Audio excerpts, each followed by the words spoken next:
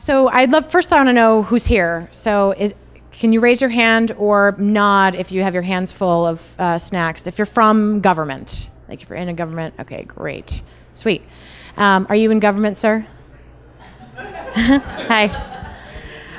Who's in the civic tech space as an entrepreneur? You're building a company, sweet. Awesome in the back, sweet. Okay, awesome. Hey, how you doing, entrepreneur? Who's like a volunteer in civic tech space because you just really care and you're doing some passion? 1, 2, 3, perfect. So all the front row. All right, anybody else that I missed? Any other? Yes. Nonprofit. Yes. What? Yeah. Nonprofit. Cool. And giants, the big dogs. Okay. You may come up here and there. All right, cool. So this is mostly about strategic partnering and how we do it for the Commonwealth of Massachusetts. There'll be some conversation about the big giants, but mostly this conversation is to really understand how we engage the entire civic tech community. So I'm from Boston, Massachusetts. And in Boston, we have the most robust innovation economy in the entire world per capita. 350,000 college students come every year. So thank you so much for sending your kids to, well, I'll leave my jokes off because I think I'm being recorded. But we really have one of the world's best innovation engines between research and healthcare and technology as well. And so when we juxtapose that with state and local government, we are the folks inside working really, really hard every day to work for our cities and towns. But we do this all day. We are in there and we're working hard and we look down and we actually are executing on public service. So the partnership strategy that I was kind of helping to kind of start for the state really kind of looks out. So it's rooted in deep relationships that are high value, very, very long term, and high impact. And through these partnerships, we really feel like they really drive how we do the business of government, how we transform public service through technology at MassIT. So I focus my strategy a little bit on 3 main kind of buckets. One is working with other governments, state, local, and national. I don't know too many national people, so if you're in the room, let's totally hook up. Yay! Okay. But we work with other municipalities to learn, share, and do things together. We're taking things municipalities do and scaling them for the rest of the state, which is really great. And we work with a lot of other states all the time. How do we share best practices? How do we do things together? And then also with quasi-governmental agencies. They're in the business of doing some of the work that we don't do, so we have to figure out ways to partner together. So also with organizations, nonprofits, associations, and foundations. Basically, I say yes to everything. If a nonprofit needs us, see, the big dog turned her head. If a nonprofit needs us to be at a hackathon, judge something, kind of give some clout to whatever they're doing, we're totally there. We'll find somebody to be there. We'll find somebody to show up to kind of just support the mission of the nonprofit. And industry. So again, we are in the, welcome ma'am, we're in the most robust innovation economy in the world per capita. And so right outside of our walls at the State House or at City Hall are early stage companies and innovators that are doing amazing work in a very different way from how we do inside. So part of what we try to look at is how do we do things in less insular ways, where we look to the outside world to be more agile, nimble, flexible, where we can do things better, faster, and hopefully cheaper, and provide really high impact. And we do split it out in whether they're early stage companies, whether they're growth companies, and whether they're gigantic companies. Then we partner with all of them. Just a side note, I say right away, I am not vendor relations. Anything else, we're totally in. So when I meet somebody and we have a conversation and I figure out what you do and I tell you what I do, I really base, this is kind of old school, I really base my first judgment on where we go next on the 3 things that we need the most in life: money, power, respect. So that's where we start. We have a conversation about what it is that we should be doing together. So today, and I'm happy to talk about all of the other things and ways we work with nonprofits and other ways that we try to share missions through foundations and the giants. But today we're going to focus on early stage and civic tech innovation communities. The people, the boots on the ground that are the small ones, the small people. Big people, small companies. So my name is Sam. I'm the Director of Strategic Partnerships for the Commonwealth of Massachusetts at MassIT, your innovation and technology team at the Commonwealth.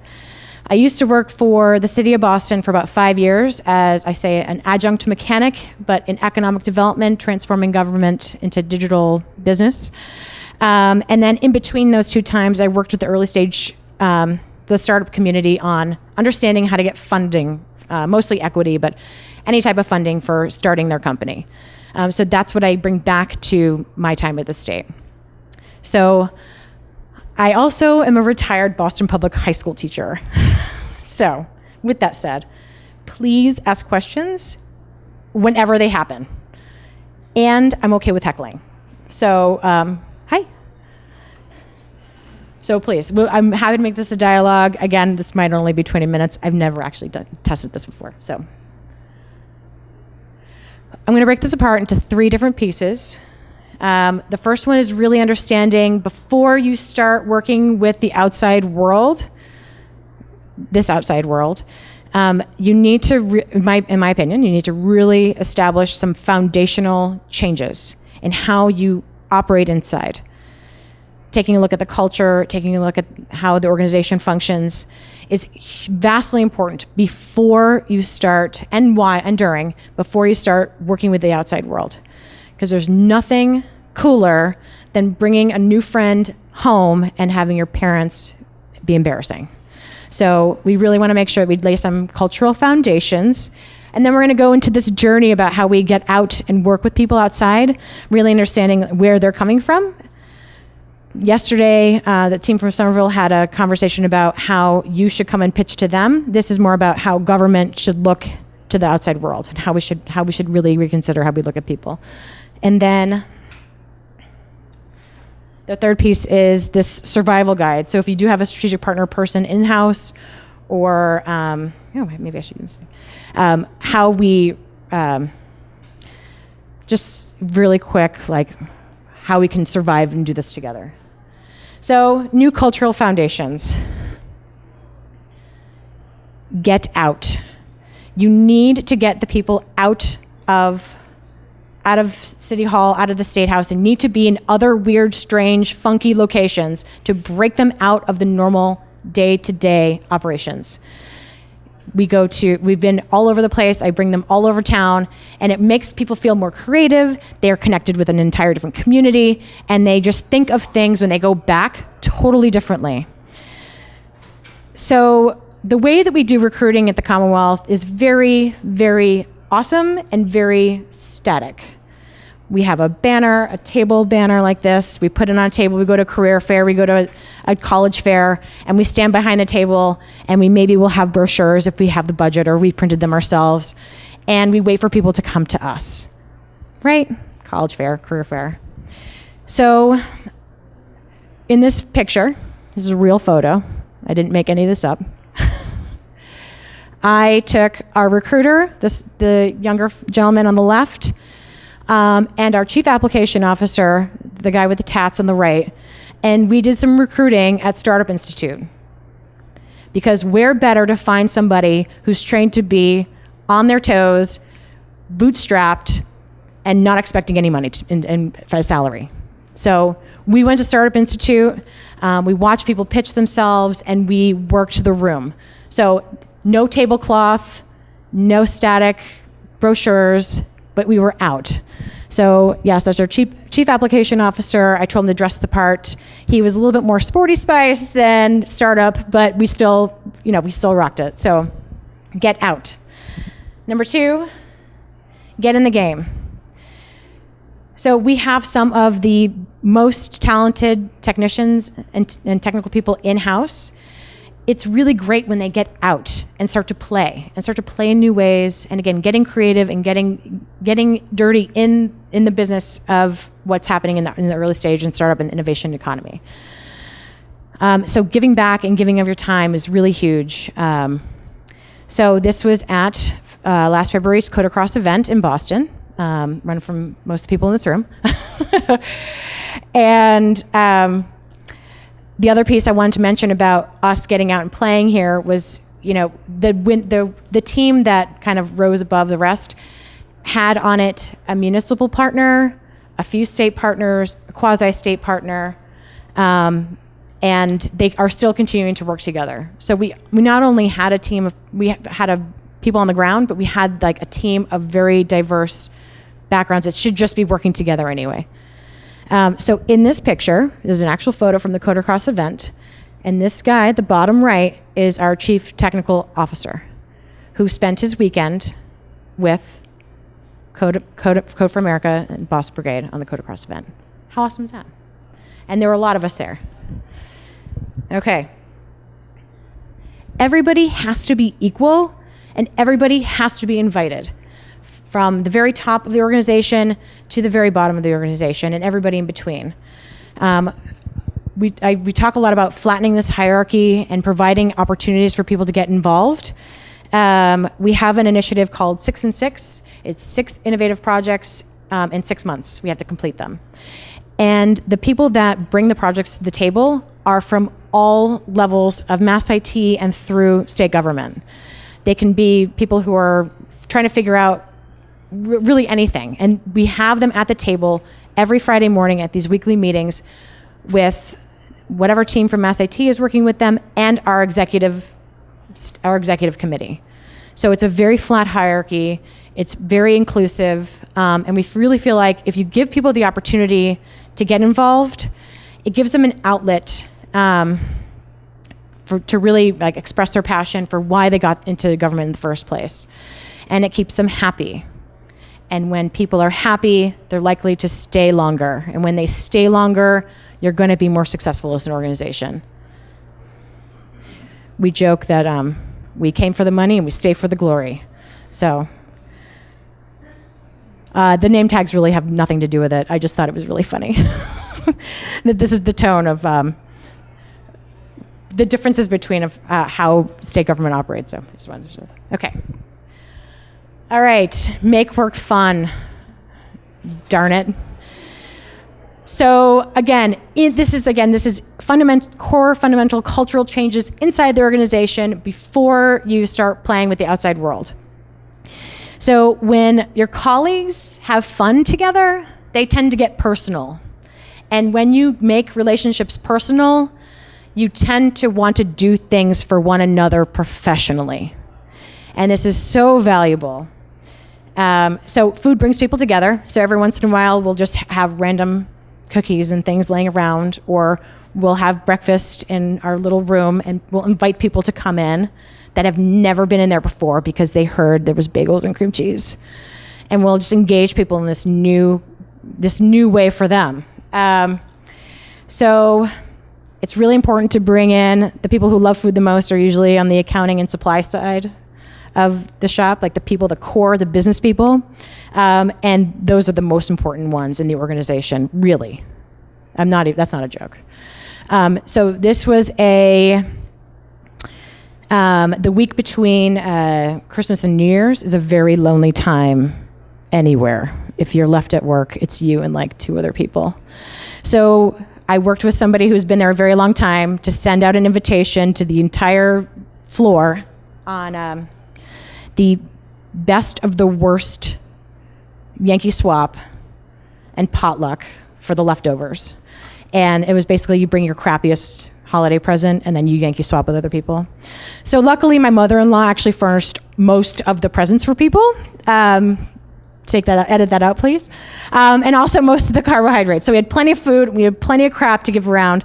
So here's a picture of Ed Castor. I actually had to look it up. And he picked this series of 50 Shades of Grey. So Ed he's a technical project manager that works in a totally different office, and off camera is what I call the queen of procurement. And the queen of procurement she had a great time, and she's very, very, very valuable.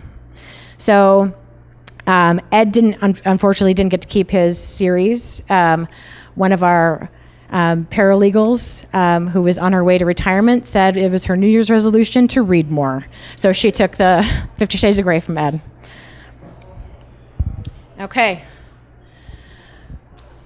Leadership is absolutely at the core of this. You cannot do it if somebody at the very top doesn't believe in what you're doing. I know. Oh, sorry. Deb's crying over the man in the picture.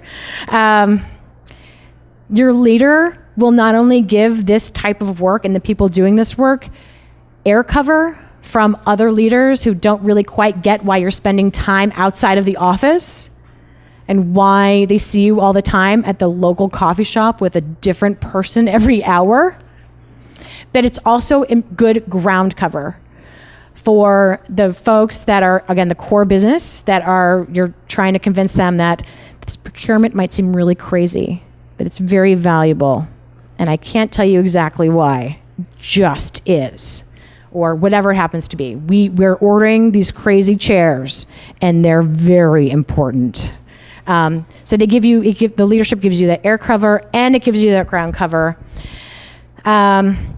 Without it, the work is extremely vulnerable, even if the value has been established for doing this type of work. And in times of contraction or crunches or scrutiny, it's easier usually to hunker down on the business and get back to business as usual. So you need somebody who's going to put this type of work as a part of the plan to make it sustainable. So this position didn't exist really before about a year and a month ago. There was a lot of really great activity, and if somebody had time to volunteer or if somebody had time to get out and do some of this work, it was very ad hoc. My entire job is meant to be spending outside of the building to bring innovation inside and to bring us outside. So this is the guy who hired me. It's our former CIO, Bill Oates. He'll be around. He says hi. He's very interested in meeting the Louisville team, if anybody's here. But it takes somebody like this to have the vision for doing this work inside and out. So any questions or comments or additions to kind of the cultural foundations and changes that need to happen inside of an organization? Like, how do you do this? Or where do you buy bagels or the best bagels? Any questions or anything? Great. Excellent. Okay. Now we're going to go on our journey to the outside. So buckle up. Initially, I started the title opposite. I thought, we need to really have a guide for civic technologists and entrepreneurs to really understand how to come in and talk to us, because it's important. We just learned about it yesterday. But I thought we are so different, and we need you to understand how to come in and talk to us. And then I started to do this exercise, and I realized we have a lot to learn about how to talk to them. And so I flipped the title upside down, and here's what we have. So the very first step, and you can take notes, I would be very flattered. Who are you working with? You really have to know, again, back to the money, power, respect, that's what they're initially looking for, but who are they? Who is this person? Because there are so many things that are different about these two types of people. And again, we can talk about big corporations and nonprofits after if you like, but we're really going to focus on kind of where things are, the innovation in the civic tech community. So, an innovator is a person with a civic tech passion and a day job. We are on their timeline, they're volunteer. So if there's a choice between spending time on the job that they get paid for or the passion that they don't get paid for, they're more likely going to spend time on the things that they care about, which means that we are not necessarily a priority. We are at their mercy if they commit to any projects. We're waiting for them. It's a slower timeline. It might not be sustainable. Also, when it comes in, we call these things puppy mills. So somebody outside hacks something really great and makes this beautiful puppy, and then they hand it to us, and we don't know how to feed it, how to walk it, what kind of toys to buy. So we need to know the sustainability plan. The entrepreneur on the other end, so the innovator can take their time trying to finish something up. The entrepreneur on the other hand is not totally opposite, but pretty different. They are actually building a company. They are trying to drive as fast as they possibly can to sales. They want to talk to you about sales. They need to know who you know to get sales, and they need it yesterday. And they don't have time to wait for us necessarily to be a customer. So every minute counts, and we are their priority because they look at us and they see the giant pile of money that we sit on all day, and they think, I can get a piece of that. I just need that sale. Like, I think you're going to give me a sale. You're my government, and I love you, and I think you need to buy what I have, and so I'm going to sell you something. Sorry, dude. You're my... Their livelihood is at our mercy. If we ask them, they're like, yeah, that's something that we could use, but maybe if it was tweaked a little bit more, could you just pivot a little bit? And then if they're like, okay, great, so I'll pivot for you, and it'll cost me money, and it'll cost me time, and it'll cost me people, and maybe you'll buy it then. So we put them in a really precarious position when we kind of engage with entrepreneurs in that type of way. It's more sustainable than possibly bringing the puppy in-house, because we are outsourcing the walking and the feeding. But it's still very risky depending on what company it is and how big they are. We have these really engaging founders, and then they start to get traction and they become incorporated and they have employees, and all of a sudden they go from founder and creative to CEO and manager. And that's a really vulnerable time for them. And so we need to just be mindful when we're engaging them on their ramp up that they're going to have some significant shifts once they start to get traction. And then I call this like the pilot dilemma.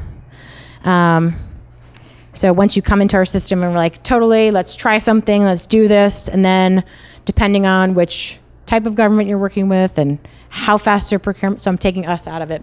Massachusetts is not being represented in this next claim.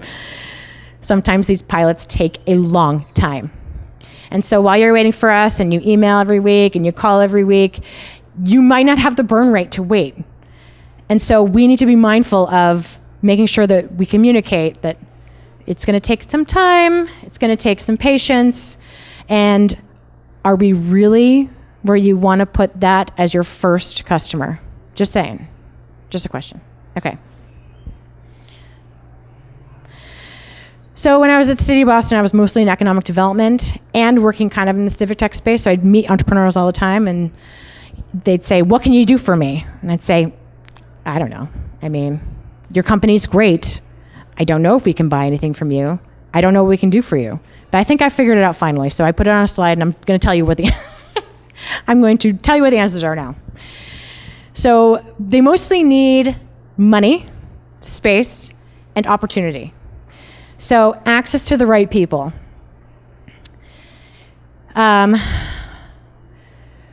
In government, one of the benefits of being as amazing as we are is that we are in like 1,000 different line items of business. We are a large employer. We are a facilities manager. We happen to also have a healthcare business.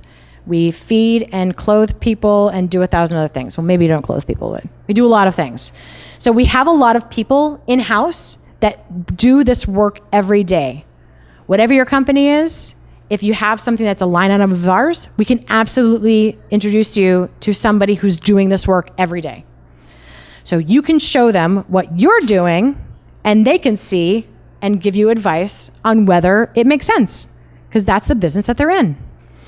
So what we did to open up ourselves a little bit more to providing some of this access and advice is we issued an open RFI. Write that down. Previous to our open RFI, we could only really see your innovation if we were already engaged in a contract with you. So we saw wonderful innovations from our big friends that we already had. And it was really hard for us to go out to the community and look and see what else is being built, especially if it was a company, obviously, because we had to do it in an open, fair, and transparent way. I couldn't just say, I'm going to go to this, business incubator, and they're going to introduce themselves to me, and I'm going to look at them and see what they have. Or a friend who's an investor is looking at this company. We just couldn't do that. It wasn't open, fair, and transparent. So it really put this activity in a very prickly spot. So about 3 or 4 weeks ago, we issued an open RFI.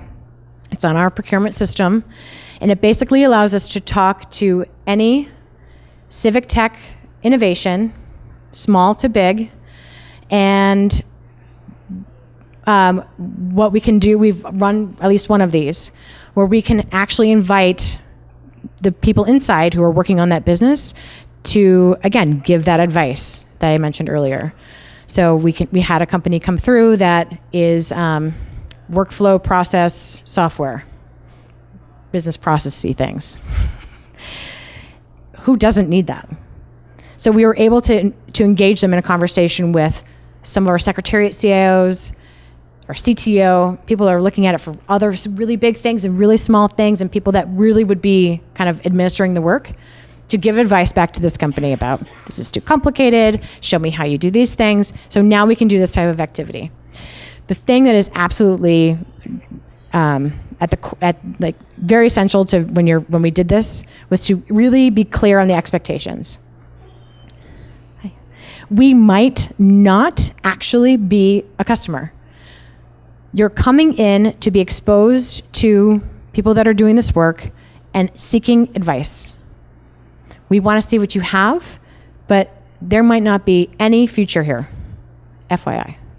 And people don't care. They still want to come in just like any early stage company. And the more people that you pitch to, and the more times you practice, and the more people that you expose your idea to, the more advice you're going to get, and the better your company's going to be, and the better you're going to be at it. So open RFI, it's huge. Collaboration space. So at the city, there was a little bit more we could do because we worked like kind of in the built environment. So I worked on the Innovation District project, the revisioning of the South Boston waterfront, the most underdeveloped land on the eastern coast, into an innovation district. 23 parking lots. It was amazing. But one thing that we could do is we could convene people together to have conversations about innovation, entrepreneurship, financing, whatever we wanted. We just brought people together. So this is what they need from us. They need us to think about how to do these creative things in really cool different spaces. And so this last one I put in my notes and I made it really red. This is a dream that anybody that works in civic tech, or there's some way we engage, it would be awesome if we could make some sort of financial commitment as a thank you. Hey. On top of making work fun, one of the things you also do is heckle your coworker. Boo. I should have done that to him when he was talking in front of everybody. Next time. So the financial piece is really hard for us, and we're still working through these things. We would love to oh gosh, I really want to be funny, but I'm being recorded. We really want to just hand out taxpayer dollars like candy. But we can't do that. No, we don't. I'm just kidding. We really want to make sure that if people do work, if people volunteer and they spend their entire weekend hacking a solution for us that we're totally going to try, that would be amazing if we could actually compensate them for that instead of saying, hooray, thank you so much. One of these days, we'll figure it out. In the meantime, we partner with some of these other folks in the room, and they furnish prize money sometimes. Thank you. Okay, cool. All right. How do we actually help them? So they need all those things. What else can we actually do in lieu of some of the barriers to what some of the things that they need? So we can actually help them come inside and navigate the bureaucracy together. So I took Alex in. We went to a Department of Education meeting. It was super painful, but it was good because I got to go out to the Department of Education. I got to bring some innovators that are working hard for them in this building a teacher tool or an education technology. They're exposed to new things, and it's good for us at MassIT because we're bringing you in and we're exposing you and the awesomeness that you're building to people who have not seen it before. Yes. No, hold on, ma'am. Thanks. So I'm really fascinated by the statement navigating the bureaucracy together because that takes human interaction, time, and hand-holding. So how do you do that? I mean, who are the humans? How, are they dedicated? Is there a line outside your door? Can you just go into that a little bit deeper because that's how real things get done? So the line is for outside people or inside people? Well, it sounds like if I understood you, you're helping outside people navigate the inside the government bureaucracy. Yes. So without guaranteeing them anything and setting Right. the right expectations. Absolutely. Okay. So when we had this Open RFI initial demo, I set the stage with the inside people of what to expect when they came in. And I also set the expectations with the outside people. But we didn't really do that. We sat in a room together. But now he has contacts throughout state government to follow up and say, did this actually resonate with you? Like, this is what I think you're trying to do. This is what I think it does. But navigating, so the Code for America Somerville team have been working with Somerville and the district on the ground the entire time.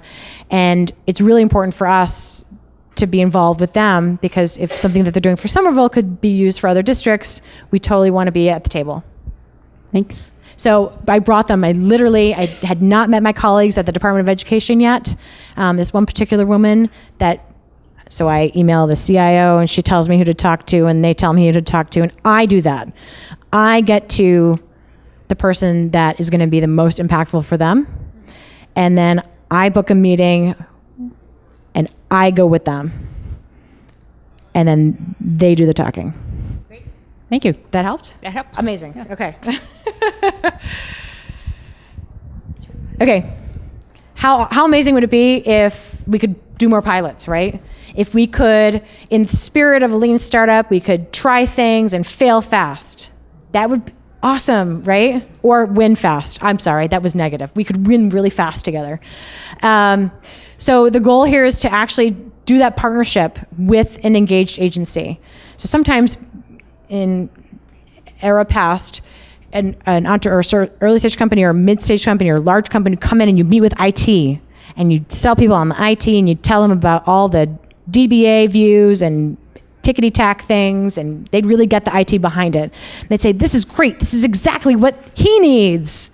He's like, I don't know what that is. So the piloting with an engaged partner is key. You have to bring the person to the table who is going to be using this, and they have to be sold. I'm not the technical person, but let's pretend. I need to understand how it fits within the grander scheme of IT and sustainability and resources in IT. But he needs to be sold on what it is because he's going to be using it every day. It's his puppy. It's not my puppy. It's his. So it would be great if we could do more of these pilots and have that person at the table saying yes or no or I don't know or we don't have the capacity right now to understand that what his needs are and how it relates to bringing in this thing. Because if the stars aren't aligned with him, it's not the right time. Was that kind of downer? No, that was not a downer. because we're going to pilot with things. Okay, and then this one, somebody said this guy looks like he's about to jump off of the building. I think he's not going to jump off the building, but how cool would it be if we just opened our doors? You could walk through security, you go through security still, and you can actually come and hang out and like build with us, like you were doing in Somerville. Like that is so important. It's a dream, but it could be reality someday, to actually have space in the building for people. So who has a company again? Dude, so you don't have to pay rent. You can just come in every day. You're building something for, let's say, education, and you can just hang out with us and then meet with them all the time. How crazy would that be? Crazy awesome. Yeah, right? Okay, so it's a dream, but I'm passing it on to you to make, so we can all do this together. All right. All right, this is my favorite part and the loftiest goal of them all. How crazy does that sound? We need to tell the world what it is we are doing, or they do not think we are doing anything. That's a true statement. How great would it be if we could talk about what we, not just make an announcement, but then we can also talk about what we're doing while we're doing it. So the folks at 18F have figured this out, and they are committed to doing that, and I commend them for it. The rest of us live in a different world for today. We are not yet there. It is extremely risky to talk about what you're doing until you've done it and it's successful, because we don't normally do that stuff in government. I mean, we're doing stuff, but we don't talk about what we're doing until it's done and successful. It's scary. It's risky. You cannot find a communications person to even get anywhere near it. So it's a dream. Some people are doing it. It's my dream. Now your dream, I hope. Pass it on. If we could just talk about what we're doing while we're doing it. And then when we've done it, hopefully it worked. If not, we've learned, right? They blog, we blog, everybody blogs. Like, that would be great. Tell people what you are doing, or they do not believe you are doing anything. And then, of course, you have a party. Like, you have to celebrate. You have to bring everybody together, and bring the energy back in, and then invite everybody from the organization so that they can all experience what it feels like to have done something totally innovative and crazy, working with the outside world. We're similar to this. You unite people that are like-minded and really great, and then you can do the next one. Everybody's pumped to find the next project. That is so valuable. I use Pictochart, which is why my lines don't line up, but they were great enough to give me some of these icons, so I wanted to shout out to Pictochart because it was free. Also, if you have any questions about GovNext, I'm happy to stay out for school. That's our capitally funded innovation team where we're buying and building innovative stuff in-house in Massachusetts. Pass it on. In my agency as of July 1st of 2015. Cool. Okay. So, any questions about the journey, how you get outside? Anything to add? No? Thank God. Thank goodness I'm here, right? Hey. Oh, I'm going to put a mic on you. Thank you. I'm from Pakistan, first of all, and the culture there is very different. We have very good developers with great ideas, but when you go to the government there and when you ask them what problems they have, and they're going to tell you, we need a CMS, we need this digitized, that digitized, you know. So there isn't much innovation happening there. So how do you see that? Like, when you ask government what they want, they would always come up with you know, problems like these, what they are facing, not what citizens are facing. Are you an entrepreneur? Well, sort of, yeah. Sort of. He's an entrepreneur. So I would say start with a different market. Government might not be your market to start. If your customer, like any business, if your customer just isn't open to buying, you find a different customer. So if you're developing something for the citizens and they find value and they're willing to put some funding behind it, that's a great place to start. And then you have traction, and then you can go back to your, well, hopefully publicly elected officials or officials that really are in the business of public opinion, and you show them how happy their people are with the data, with the app that you've built, and now what do you need? And they'll usually come to you and they'll say, we need a CRM, like you said, or we need whatever. You're like, no, don't tell me what you need. Tell me what your problem is. So, is that a good answer? Yeah, okay, amazing. Okay, I'm really rocking it here. All right. So, any other questions or? Yes. Great, I'm going to mic you. Thanks, Sean.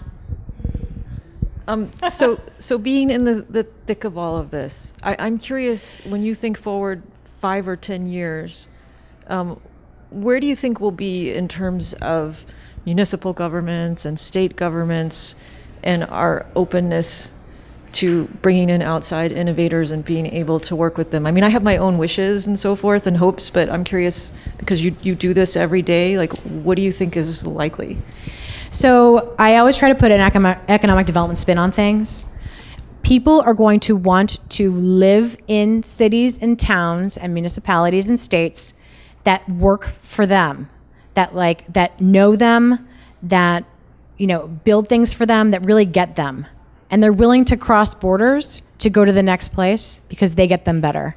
And if you can make the case with a little bit more spin, that's how you drive that's how you can drive, how I'm trying to be modest.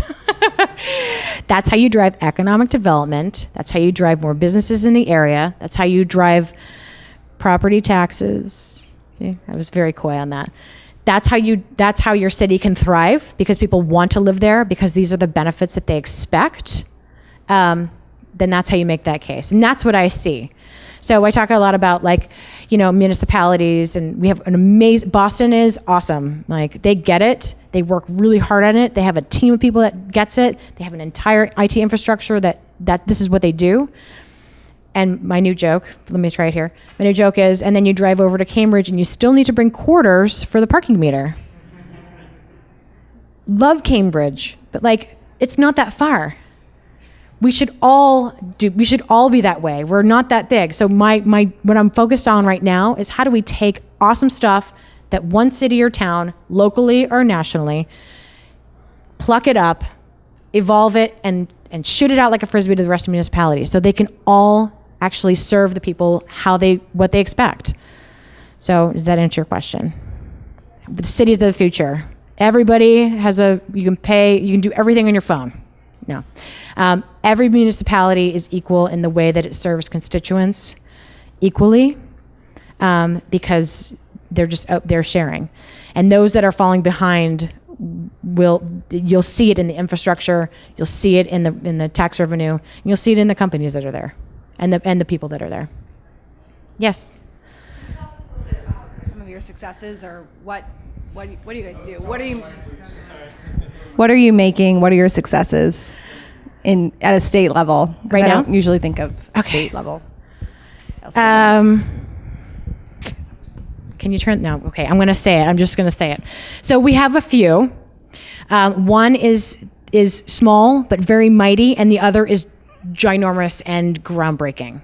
So they're both going to be really great. So the first one is, I was in Boston when Code for America came through the first time, and one of the fellows built an app called Where's My School Bus, where on GPS, using GPS technology on buses, parents can see where their children are. Oh, hey. Correct me if I'm wrong, or don't, actually, because we're being recorded. And they don't have to wait on the rain. They know what's going on. They know where their kids are on the bus. Huge value add. And that was 7 years ago, 5 years ago. And so the CIO of the city at the time became the CIO of the state. And he said, other people want Where's My School Bus? It's in Boston, but it's not anywhere else because it's in Boston. Let's figure out how we can take Where's My School Bus and share it. So that's what we did. We put it in the 6 and 6 pipeline, where every week We had a team of people volunteering in-house to figure out how to lift the technology, kind of dust it off. They did some technical changes first in-house, and then the vendor came to the table and said, we were going to make some of those improvements anyway, so let us do that, and then we'll work together and continue we'll keep making it better. So then, through strategic partnerships and our Muni team, we found another city in Massachusetts, Brockton, to pilot it. Not only are they piloting it, but they also brought their translation team, which we didn't really have the resources for. The vendor didn't have the resources for. Brockton now translated it into 4 languages.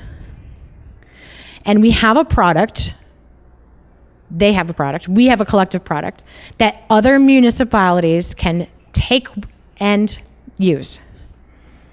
That's the small but mighty. And that was all for under $10,000. Applaud now. No, I'm kidding. No. I had nothing to do with it, so thank you so much. The other mighty one is we have 242 housing authorities in the Commonwealth. We're like this big. We have 242 independent housing authorities. And they each have their own processes and applications. And sorry, Denise. When you need affordable housing, you are at your most vulnerable point. Your house burned down, divorce, lost a job, something happened to you, and you need affordable housing.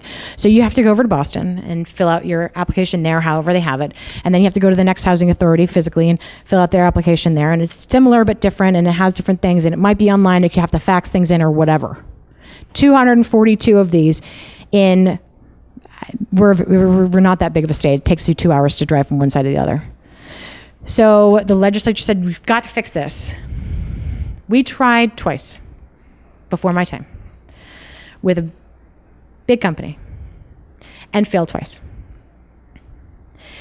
So it was legislatively mandated again, create a centralized public housing waitlist. Technically, you're like, that is so easy. What is so hard about creating a centralized database? Come on. You have to work with each of the 242 housing authorities. They each have different processes. There's a different business process for each one of them, and it just takes time. And we brought it into the 6 and 6 pipeline. We were very optimistic that 6 months would be enough time. And so Harlan, who just left the room, I can't heckle him because he's not here, but sorry. Thanks. So he's on that team where we just did it in-house. Enough. We have to do this. What are we waiting for? We cannot let this fail, which is huge. I mean, how often do we do our own work and are accountable for our own work? And it has to succeed. It can't be something like, if my school bus didn't work out, we'd be like, next time, we'll try something else. You have to actually give people affordable housing. It has to work. So the capital request that was submitted for the 3rd time out to the world, before it went out, it was for 3 years and $5 million for a centralized database. 3 years, $5 million. It's pretty much done in a little over a year and a half and well under 2 million. In-house. I know, right? So, that's GovNext. Build it, buy it, fast, fail fast, or succeed fast. Does that answer your question? Okay. I mean, that's probably the biggest thing we'll ever do. Any other questions on the journey to the outside world? Why is that the biggest thing? I mean, it sounds like you were successful and you're new. Why would that be the biggest thing you'll ever do? So I think when trying to prove that you can do this, you start small just in case, right? It's very rare. I didn't realize, because I wasn't really in IT in Boston. I was in economic development. So I came to the state and I'm like, whoa, we have all these people, but we don't have people who are, they're amazing technical folks. They know how to build networks, systems, the backbone of technology. But we didn't really do too much building in-house. We sent it out. And at the time, this is getting really wonky, so I will keep this short. IT was not centralized. We had 8 secretariat CIOs, we still do, but they were all making independent decisions on IT. So we did all of that consolidation, everything within the past year. And we're actually going and building stuff with them at this point. Got it. So your ambitions project-wise are not smaller, it's that you'll procure things in smaller chunks to Yes. build faster, ship faster, fail faster, Yes. and iterate. And remember, the 6 and 6 team, where most of these successes are coming, are built on the backs of full-time employees volunteering their time. So, well, on the public housing wait list, we were able to pull people off of existing projects and things. That's not detailing, it's volunteering time. Yeah. They get like detailed from their department over to another department, they actually volunteer their time and like do it on the side. Yeah. Whoa. Except for the public housing wait list. We had some full-time chops on that. School bus, volunteer. And we've finished, as of this coming Friday, next Friday, our 3rd round of 6 and 6. So that's 18 projects, plus give or take some that, we usually do 8, or we start with 8 in case 2 don't make it. On the backs of volunteers. Cool, huh? And happy people, because they are like boots on the ground, doing GIS, and now they're sitting at a table with executive staff, solving a problem that they're passionate about together. Amazing. It's so cool. Any other questions? We can talk more offline if you have more specific things that I shouldn't have recorded. Okay. So I'm going to wrap it up with our last act here, the survival guide. If you... I love my job, so if you can do this work, well, Denise, you kind of do it. You're out all the time, doing things. Like, if you are lucky enough to do this, it's hard. I mean, it's awesome, but it's really hard. So here's a survival guide. We're gonna go fast. Sean, you ready? Okay. Don't be scared. You're not alone. I actually just wanted to use a picture and then made up a title. That was like the craziest storm coming over the State House. And this was, I literally walked to the window and said, I love life, like I love my kids, say goodbye. It was frightening. But what this actually implies is that everybody in that State House building and in the buildings that we work in, they're all here together. People don't get into public service unless they want to serve the public, generally speaking. So again, we come for the money and we stay for the glory, but we're all in this together. And then maybe I miss my kids a little bit. So you always have to be nice. It is a small world. Everybody knows everybody. You cannot ever say a bad thing about anybody ever. Ever. Even if they are universally loathed, there is something nice about that guy. And you have to just remember that one day, that guy could be working with you. So always be nice. Everybody knows everybody. Always, when you're doing something outside, bring a friend. And if it's something at a public event where somebody's going to be tweeting about something, let them be the headliner. Again, it's not about me. I'm just the martyr here. It's about them. So at this event, one of the gazillion early stage startup companies that help early stage startup companies, called MassIT Nights, they run a monthly demo night, and we ran one with them on civic tech innovation. So they brought all these civic tech companies and they demoed all night long. We broadcasted live. It was at Google. It was awesome. The guy up there, that's not me. I mean, I'm tall, but that's really tall. Our CIO did go up there, but that is the Secretary of Economic Development and Housing. He's the headliner, not us. Makes sense. Yeah, you like that, right? He's the guy, because we'll talk about civic tech and we already had the Kool-Aid. He needs to be convinced. He needs to be wooed and experience the awesome community. So he the headline. So he's actually taking a picture of the crowd, taking a picture of him, and then he tweeted out live. That was pretty awesome. Bring a friend and have them headline. Okay. Don't work at your desk too long. That's Lucy. Isn't she cute? She's just kept hitting backspace and was confused why nothing was happening. If you're sitting at your desk, you are not talking to somebody live. You're emailing them or you're being efficient, and that's cool.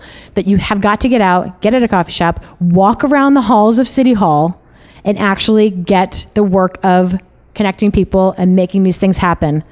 Get away from your desk.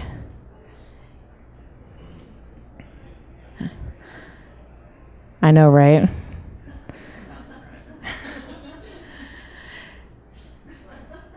You have to surround yourself with people that are like you, because if they're not, I don't know what I would do if not, so I'm not even going to go there. But they support you throughout this, you can have the original file. They will support you the entire time and not ever question why you're in the building, because I promise you other people will. Again, I mentioned earlier, one of our CFO jokes all the time, he thinks I just throw parties, and I do not throw one party. I just bring bagels every once in a while. It is so important to be surrounded by people that are like-minded. Or you bring a box of tissues and surround yourself with tissues. I don't know. There's no negative, positive ways to spin that. Okay. And then you have to keep a list of dreams. You've got to get something out of this.